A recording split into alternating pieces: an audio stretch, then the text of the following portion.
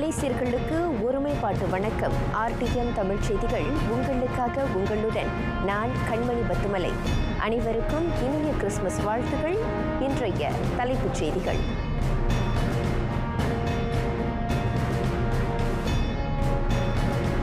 மீண்டும் களை கட்டியது கிறிஸ்துமஸ். உச்சக்கட்ட கொண்டாட்டத்தில் மலேசியர்கள்.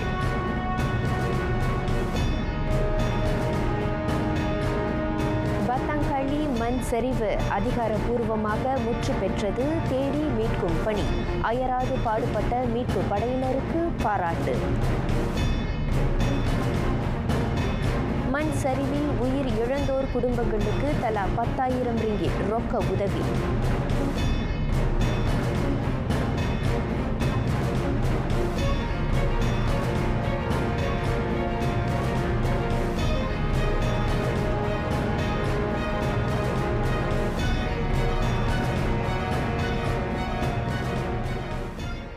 மண்ணிலும் மக்கள் மனங்களிலும் அன்பும் அமைதியும் செழித்து ஓங்கிட இயேசு அவதரித்தார். அவரின் பிறப்பை அனுசரிக்கும் நாள்தான் இன்று. உலகெங்கும் அப்பெருவிழா விமரிசையாக களை கட்டிய நிலையில் செராஸை சேர்ந்த மேத்யூஸ் ஐசக் குடும்பத்தாரின் கொண்டாட்டத்தை நம் கண்முன் கொண்டு வருகிறார் செய்தியாளர் கயல்விழி இளங்கோவன். கருணையையும் மனித நேயத்தையும் மட்டுமே விதைத்து சென்ற அந்த இறைமகனாரின் பிறந்த நாளில் அன்பு பரிமாற்றம்தானே முத்தாய்ப்பு கூறு. அந்த வகையில் ஒளியுமிழ்கின்ற வண்ண அலங்கார விளக்குகள், கிறிஸ்துமஸ் மரம் முதலியவற்றோடு இயேசு பிரானை வேண்டி துதி பாடியது தொடங்கி பெரியவர்களிடத்தில் ஆசி, ஊற்றம் சுற்றத்தால் சூழ சிரிப்பொலி, விளையாட்டுகள், பாடல்கள், விருந்து என மேத்யூவின் இல்லமே கிறிஸ்துமஸ் கொண்டாட்டத்தில் களை கட்டியது.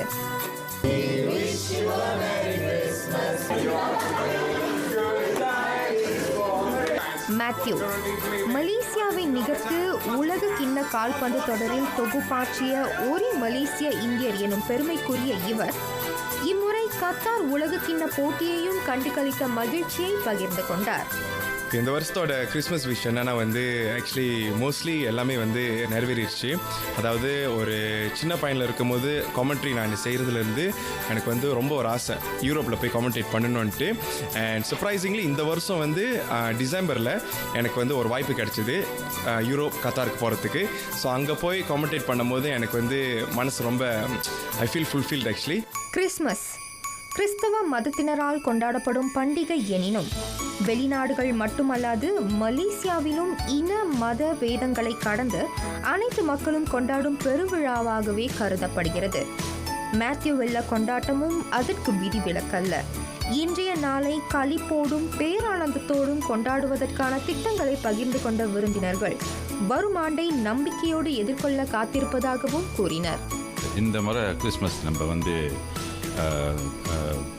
நல்லா அருமையாக இருந்துச்சு.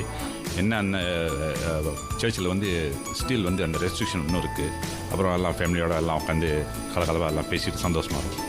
பொதுவாக நாங்கள் என்ன செய்வோன்னா ஒரு 10-15 ஃபேமிலிஸ்க்கு க்ரோசரி ஜாமான் வாங்கி கொடுப்போம். ஆக்சுவலி எவ்ரி இயர் நாங்கள் மெத்யூஸோட வீட்டுக்கு ஒரு கம்பல்சரி கிறிஸ்மஸ்னால் வேறு எந்த பிளான்லுமே இல்லை, மெத்யூஸ் வீட்டுக்கு வரணும், சாப்பிடணும், நல்லா ஜாலியாக இருக்கணும். ஸோ இந்த வருஷம் என்ன வித்தியாசமாக பிளான் பண்ணியிருக்கோன்னா நாங்கள் எல்லோரும் அவதாருக்கு போகிறோம். நாங்கள் பெரிய கேங் ஒரு 20-25 ஆஃபர்ஸ். ஸோ நாங்கள் எல்லோரும் இன்றைக்கி படம் பார்க்க போகிறோம். புது துணி எப்படி நம்ம தீபாவளிக்கு புது துணி போட்டு இது பண்ணமோ இந்த வருஷமும் நிறைய கிறிஸ்மஸ்க்கு இருக்குது. இதெல்லாம் கிறிஸ்மஸ்க்கு ரேட் அண்ட் க்ரீனில் வாங்கி வச்சுருக்கோம். எல்லாமே இன்றைக்கி ஒரு 1-2 ஹவர்ஸ்க்கு மாற்றி போட்டு பெரிய கிறிஸ்மஸ் ஜாலி பண்ணணும் அப்படின்னு இருக்குது. கிறிஸ்மஸ் அப்படின்னாலே அது ஒரு கொண்டாட்டம். கிறிஸ்மஸ் ஏன்னா கிறிஸ்மஸ் அன்றைக்கி தான் நம்மளுடைய நண்பர்கள், உறவினர்கள் எல்லாருமே ஒன்று கூடி நம்மளுடைய சந்தோஷத்தை மற்றவங்க கிட்ட நம்ம பகிர்ந்துக்கிட்டு எல்லாருமே சந்தோஷமாக இருக்கக்கூடிய ஒரு புனித நாள் தான் அந்த கிறிஸ்மஸ். இந்த வருஷம் நான் என்னுடைய இது என்னென்னு கேட்டிங்கன்னா மறப்போம் மன்னிப்போம் அதுதான் சொல்லுவேன். யாராச்சும் இது பண்ணியிருந்தாலும் அதெல்லாம் மறந்துட்டு நல்ல விஷயங்களை ஞாபகம் வச்சுக்கிட்டு யாராவது தவறு பண்ணியிருந்தாங்கன்னா அதெல்லாம் மன்னிச்சு இந்த ஒரு சந்தோஷமான ஒரு நாளை எல்லோரும் சந்தோஷமாக கொண்டாடணும். துன்பங்கள் கலைந்திட, துயரங்கள் தகர்த்திட இயேசு பிரான் அவதரித்த இந்நன்னாள் பொருளாதார சுணக்கம், வெள்ளம் முதலிய பேரிடர் தந்த துன்பம் அகலும் என்ற நம்பிக்கையை மலேசியர்கள் மத்தியில் துளிர்விட செய்திருக்கிறது. வரும் ஆண்டு புதிய பொலிவை கொண்டு வரும் என்ற அவாவோடு அனைவருக்கும் இனிய கிறிஸ்துமஸ் தின நல்வாழ்த்துகள். ஆர்டிஎம்முக்காக கயல்விழி இளங்கோவன். அனைவருக்கும் இனிய கிறிஸ்துமஸ் தினம் வாழ்த்துக்கள்.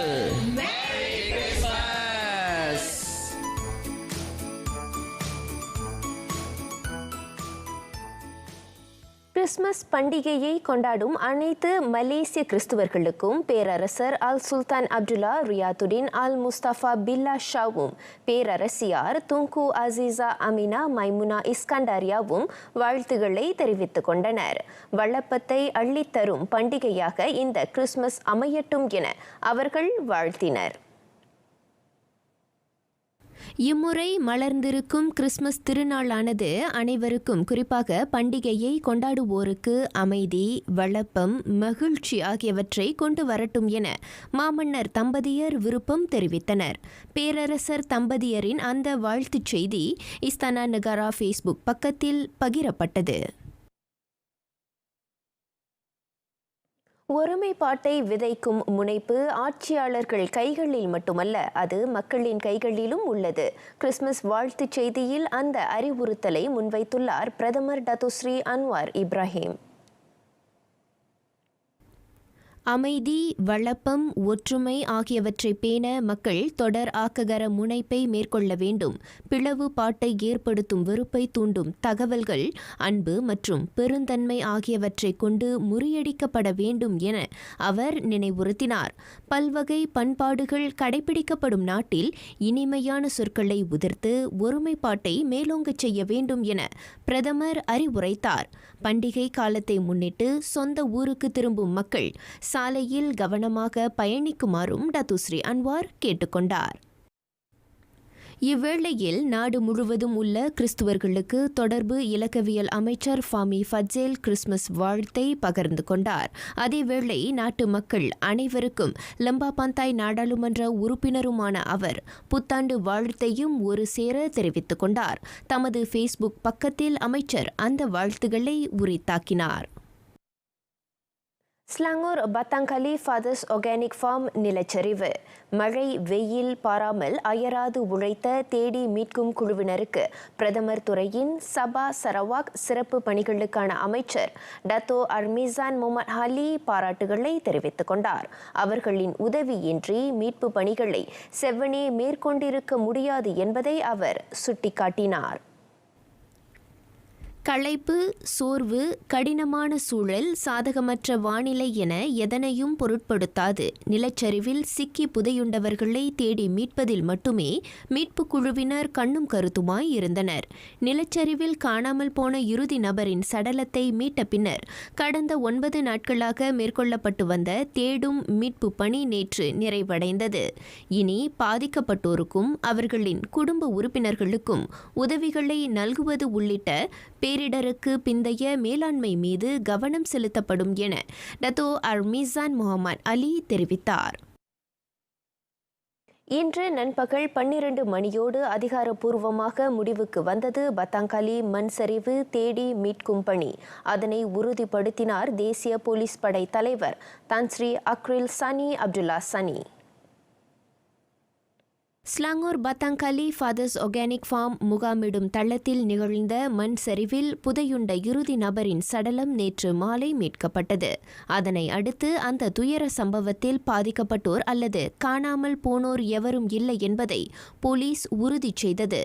தற்போது சம்பவ இடத்தில் பொதுப்பணித்துறை, நில அளவை மற்றும் வரைபடத்துறை, கனிம வள மற்றும் புவி அறிவியல் துறை, உலு ஸ்லாங்கூர் நகராண்மை மன்றம் ஆகியவற்றின் அதிகாரிகள் நுட்ப பணிகளை மேற்கொண்டு வருகின்றனர். மலைச்சாரல் மற்றும் ஆறுகளுக்கு அருகில் உள்ள இடங்கள் உள்ளிட்ட ஆபத்தான இடங்களில் பொழுதுபோக்கு நடவடிக்கைகளுக்கான வழிகாட்டிகளை உடனடியாக மறு ஆய்வு செய்யும்படி தொடர்புடைய அதிகாரிகளை தான் ஸ்ரீ அக்ரில் சானி இவ்வேளையில் கேட்டுக்கொண்டார். பத்தாங்கலி மண்சரிவு பகுதியில் தேடும் மீட்கும் பணிகள் அத்துணை எளிதாக இருக்கவில்லை. 9 நாட்கள் சாதகமற்ற வானிலை, அதிகாரிகளின் அயராத உழைப்பு, இத்தகைய போராட்டங்களுக்கு பின்னரே தேடி மீட்கும் பணி நேற்று முற்று பெற்றதாக ஸ்லாங்கூர் தீயணைப்பு மீட்புத்துறையின் நடவடிக்கை பிரிவு துணை இயக்குனர் ஹஃபிஷாம் முகமது நூர் குறிப்பிட்டார்.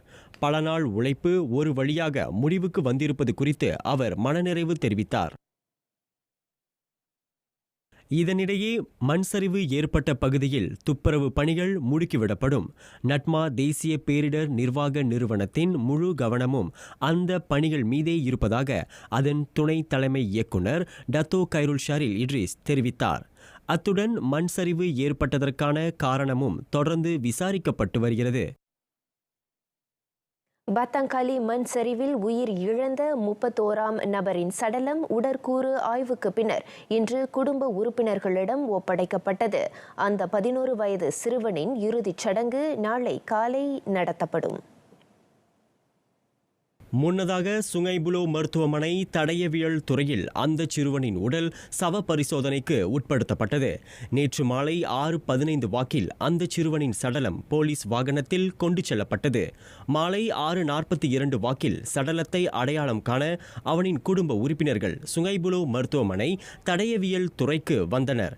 மரபணு, கைரேகை, அவனின் சொந்த பொருள்கள், உடலில் உள்ள சிறப்பு அடையாளங்கள் என 4 வழிகளின் அடிப்படையில் அவனது உடல் அடையாளம் காணப்பட்டது. உயிரிழந்த 31வது நபரான அந்த சிறுவன் 7 to 12 வயதுக்குட்பட்டவன் என நம்பப்படுகிறது. பத்தாங்காலி மண் சரிவில் சிக்கி உயிரிழந்த அவனது உடல் நேற்று மாலை கண்டெடுக்கப்பட்டது. பத்தாங்காலி நிலச்சரிவில் உயிர் இழந்தோர் குடும்பங்களுக்கு அரசாங்கம் தலா 10,000 ரிங்கிட் நிதியை வழங்கியுள்ளது. ரொக்கமாக வழங்கப்படும் அந்த உதவி அவர்களின் சுமையை சற்று குறைக்கும் என பிரதமரின் மூத்த அரசியல் செயலாளர் டத்துஸ்ரீ ஷம்சுல் இஸ்கண்டார் முகமது அக்கீன் நம்புகிறார். அன்புக்குரியவர்களின் பிரிவை அவர்கள் மனத்திடத்துடன் கடக்க வேண்டும் என டத்துஸ்ரீ ஷம்சுல் இஸ்கண்டார் ஆறுதல் கூறினார். அச்சம்பவத்தில் 2 குடும்பங்களை இழந்த வாரிசுகளுக்கு 80,000 ரிங்கிட் நிதியை அரசாங்கம் பகிர்ந்தளித்தது. அலூர் கஜாவில் கம்போங் மச்சப் பாருவில் 54 வயது லை ஹுவா கியோங்குக்கும் 63 வயது தை செங் ஃபுயுக்கும் அந்நிதி ஒப்படைக்கப்பட்டது. அந்த பேரிடரில் லாய் அவரின் 4 குடும்ப உறுப்பினர்களையும் இழந்துள்ளார். தாயும் அவரது குடும்ப உறுப்பினர்கள் 4 பறிகொடுத்திருக்கிறார். இவ்வேளையில் அந்த துயரத்தில் பங்கு கொண்டு பாதிக்கப்பட்டோரை தேடி மீட்பதில் அயராது பாடுபட்ட அனைவருக்கும் பிரதமர் டத்துஸ்ரீ அன்வார் இப்ராஹிம் நன்றி தெரிவித்துக் கொள்வதாக டத்துஸ்ரீ ஷம்சுல் குறிப்பிட்டார். நாடெங்கிலும் வெள்ளத்தால் பாதிக்கப்பட்ட மக்களுக்கு உதவும் நடவடிக்கைகள் சீராக மேற்கொள்ளப்படுகின்றன. முன்கூட்டியே வரையப்பட்ட திட்டங்கள் வாயிலாக அவை நேர்த்தியாக மேற்கொள்ளப்படுவதாக மகளிர் குடும்ப சமூக மேம்பாட்டு அமைச்சர் டத்துஸ்ரீ நான்சி ஷுக்ரி தெரிவித்தார். கடந்த அக்டோபர் தொடங்கி அந்த திட்டங்கள் வரையப்பட்டதாக அமைச்சர் குறிப்பிட்டார். சில இடங்களுக்கு 2 மாதங்களுக்கு முன்னரே உதவிகள் அனுப்பப்பட்டதை அவர் சுட்டிக்காட்டினார். ஒவ்வொரு குடும்பத்திற்கும் 1000 ரிங்கிட் வழங்கப்படுவதுடன் பாதிக்கப்பட்ட மக்களுக்கு ஆலோசனையும் வழங்கப்படுகிறது.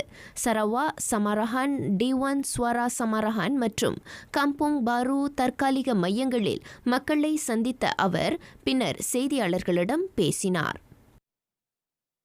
சபாவில் நேற்று நள்ளிரவு பெய்த அடைமழையால் கடல் நீர் மட்டம் உயர்ந்தது. அதில் கம்போங் ஃபாரஸ்டில் உள்ள 100 வீடுகள் முற்றாக அழிந்ததுடன் 500 வீடுகள் சேதமுற்றன. அதில் பாதிக்கப்பட்ட 29 குடும்பங்களைச் சேர்ந்த 53 சிறார் உட்பட 162 பேர் அன்னிம் 2 தேசிய பள்ளியில் உள்ள உதவி மையத்திற்கு மாற்றப்பட்டதாக பொது தற்காப்பு படை தெரிவித்தது. அங்கு பதிவுகள் தொடர்ந்து நடைபெற்று வருவதால் பாதிக்கப்பட்டோர் எண்ணிக்கை அதிகரிக்கும் என அஞ்சப்படுகிறது. கம்போங் தினுசா 2இல் 5 பாலங்களும் 20 வீடுகளும் சேதமுற்றன. நேற்றிரவு 11 மணி நிலவரப்படி கடல் அலை 2.8 மீட்டர் உயர்ந்தது. வெள்ளத்தால் பாதிக்கப்பட்ட மாநிலங்களில் மழைக்காலம் நெடுகிலும் மீன் கையிருப்பு போதிய அளவில் உள்ளது. அந்த உத்தரவாதத்தை வழங்கினார் மலேசிய மீன்பிடி மேம்பாட்டு வாரிய தலைமை இயக்குனர் யூசுப் ஒத்மான். நாடு முழுவதிலும் 300 டன் உறைய வைக்கப்பட்ட மீன்கள் சேமித்து வைக்கப்பட்டுள்ளன. அதே சமயம் கிழக்கு கரை மாநிலங்களில் மீன் பற்றாக்குறை நிலவினாலும் மீனவர்கள் மேற்கு கரை மாநிலங்களில் இருந்து கடல் வளங்களை பெற்று வருவதை யூசுப் ஒஸ்மான் சுட்டிக்காட்டினார். எனவே பொதுமக்கள் அது குறித்து கவலையுற வேண்டாம் என்றார் அவர். திரங்கானு சித்யூவில் மீனவர்கள் உடனான நிகழ்ச்சியில் அவர் இவ்விபரங்களை பகிர்ந்தார். புதிய பொருளாதார துறைகளை ஊடுருவுவதுடன் தரம் மிக்க முதலீடுகளை ஈர்ப்பதிலும் மலேசியா கவனம் செலுத்துகிறது.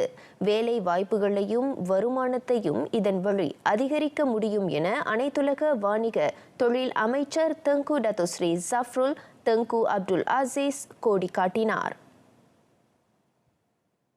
உலக பொருளாதாரம் நிலையற்ற சூழலை எதிர்கொண்டிருக்கிறது. எனவே அதனை திறம்பட கையாள ஆக்ககரமான முதலீட்டு வியூகம் வகுக்கப்பட வேண்டும் என அமைச்சர் வலியுறுத்தினார். அதன் வழி பொருளாதாரத்தின் தாங்கும் ஆற்றலை வலுப்படுத்தி மலேசியாவுக்கு மேலும் அதிகமான முதலீடுகளை ஈர்க்க முடியும் என்றும் அவர் நம்பிக்கை தெரிவித்தார். இவ்வேளையில் நாட்டின் பொருளாதார வளர்ச்சியை உந்தச் செய்யும் பொருட்டு DDI உள்நாட்டு நேரடி முதலீட்டு திட்டத்திலும் அமைச்சு கூடுதல் கவனம் செலுத்தும் என தெங்கு டத்தோஸ்ரீ ஜஃப்ருல் உறுதி வழங்கினார்.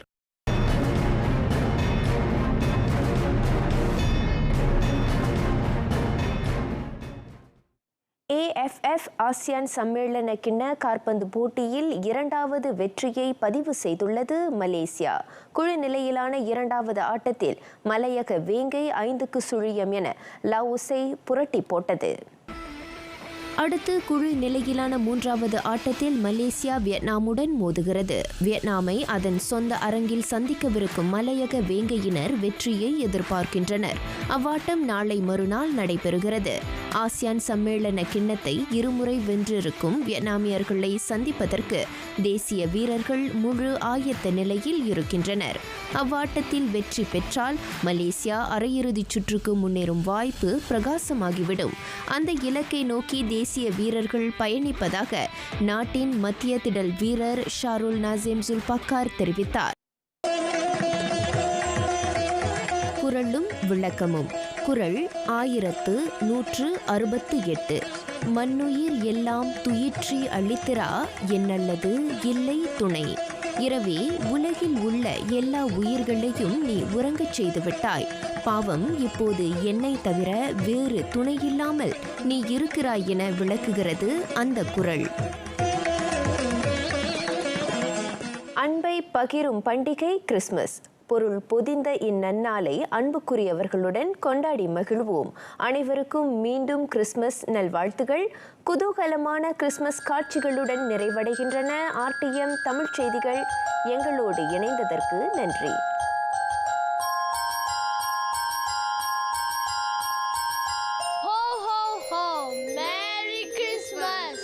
அனைவருக்கும் கிறிஸ்மஸ் தின நல்வாழ்த்துக்கள்.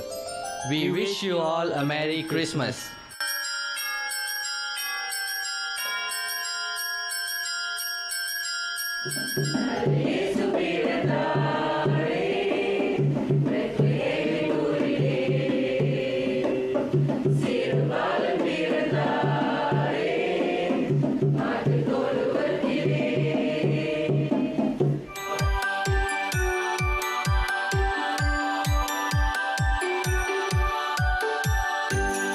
கிறிஸ்து பிறந்த இந்த நாளின் கிறிஸ்மஸ் வாழ்த்துக்களை மனப்பூர்வமாக தெரிவித்துக் கொள்கிறேன்.